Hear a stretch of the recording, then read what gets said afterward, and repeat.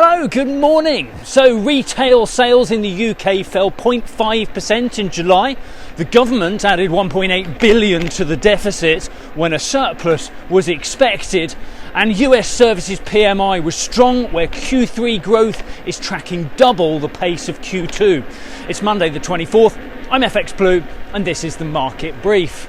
So UK retail sales fell 0.5% in July.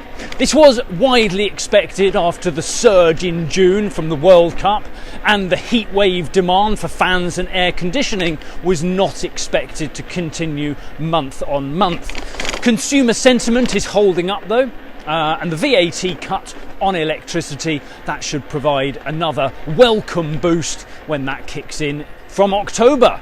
The UK government ran a £1.8 billion deficit in July. Typically, July sees a surplus swollen by the self-assessment tax receipts. There was no issue with the receipts. They came in £1.7 billion higher year on year, but spending outpaced them anyway. Pop quiz. What was the cumulative deficit since the new financial year? £56.7 billion, already £2.3 billion over OBR forecasts. Benefit spending, state pensions and welfare were all up £2 billion year on year.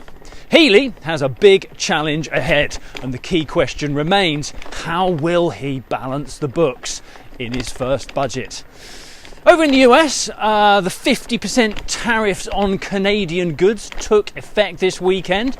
Trade talks collapsed and Carney announced retaliatory tariffs on US steel and dairy. They kick off on September the 8th. He said, "We cannot accept what they've offered and we will not give what they've asked." Get your popcorn ready. This one may escalate further. Besant has been on. He told CNBC that Treasury buybacks could exceed $4 billion per issue, saying we're going to make a market in longer dated securities. That helped ease 30-year yields, but the benefit has since reversed. The intervention might be working at the margins, but the underlying pressure has not gone away yet. Service PMI hit 56.8 in August. That's the highest seen since December 2024. And the US economy continues to confound the pessimists, with Q3 growth tracking double the pace seen in Q2.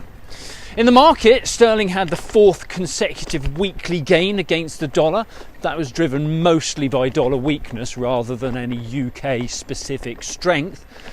Cable kicks off the new week pretty much where it left off. Sterling is around 136.45 against the dollar. We're fairly flat against the euro too, around 116.85, and euro dollar is around 116.75 on the open this morning. That's it from me. See you again tomorrow. If you do not have a clue, then just tweet through and ask FxPlew.